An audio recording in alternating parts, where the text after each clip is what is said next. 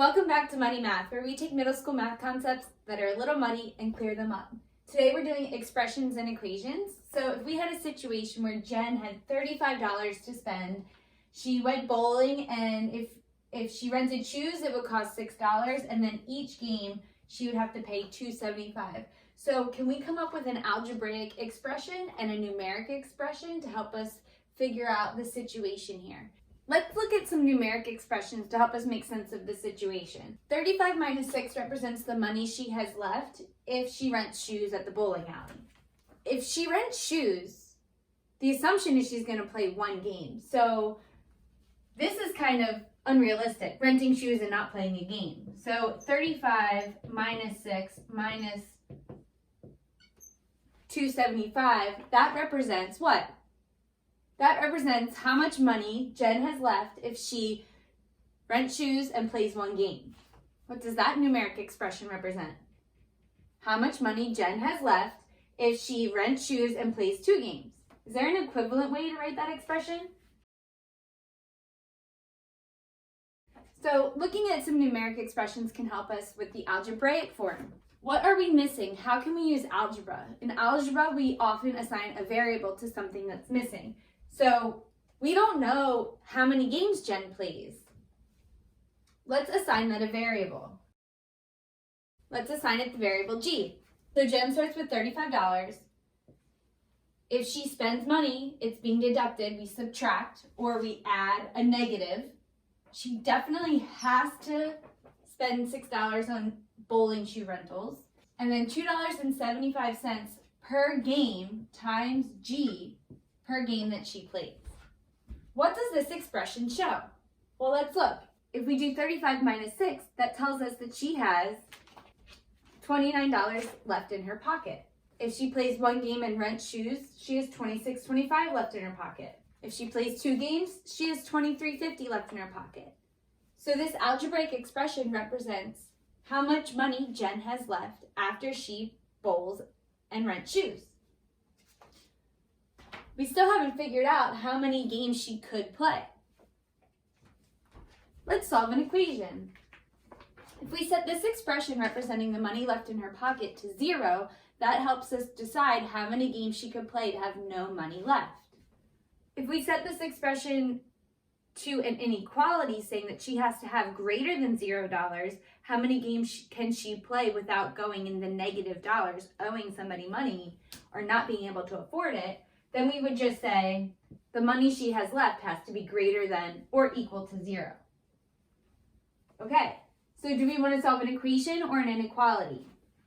In either case, we're dealing with an equivalency or a comparison to 0. So let's just solve the equation and then make sense of it in terms of the inequality. Okay, what is G if this is all going to equal 0? So I know that I can simplify this expression more. A simplest form of an expression is an expression with no parentheses and no like terms. I already see that 35 and 6 are like terms because they don't have a variable, they're a constant. So first let me distribute this negative.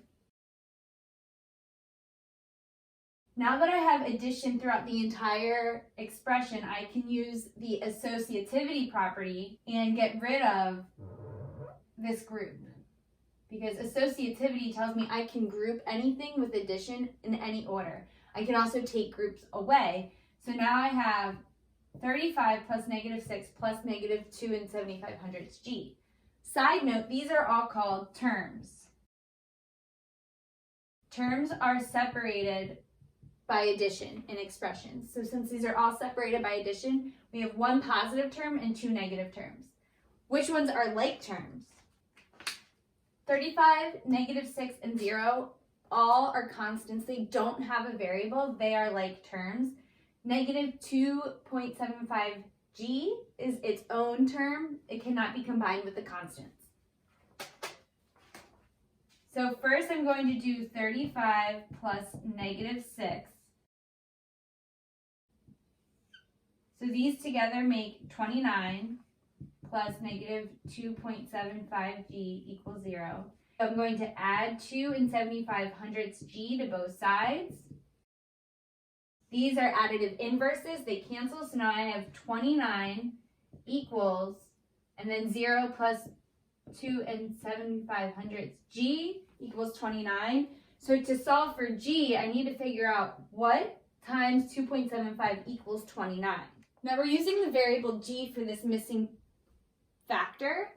So those of you getting used to variables, it's the same thing as the number sentences with multiplication and division. So to find this missing piece, let's look at an easier situation really quick. 2 times what, we can call that G, equals 10.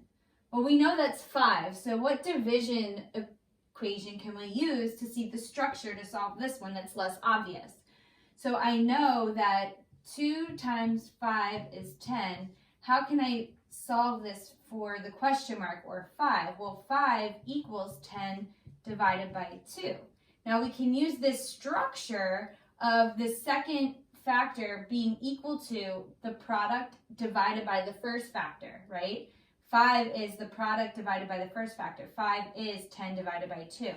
So I can say that this missing piece, G, is the product divided by the first factor. So G equals 29 divided by 2 and 7/500. And in solving one-step equations, you might often hear, like, what's the inverse of multiplication? Division. So what are we going to divide by? The coefficient, right? So these are fancy words for concepts that you've seen before. So don't let that frighten you. It's just a new way to talk about it. As you progress in math, you often revisit the same ideas, but label them with different vocabulary, and you might think it's different, but it's really all connected and the same. So what is 29 divided by 2 and 7/500?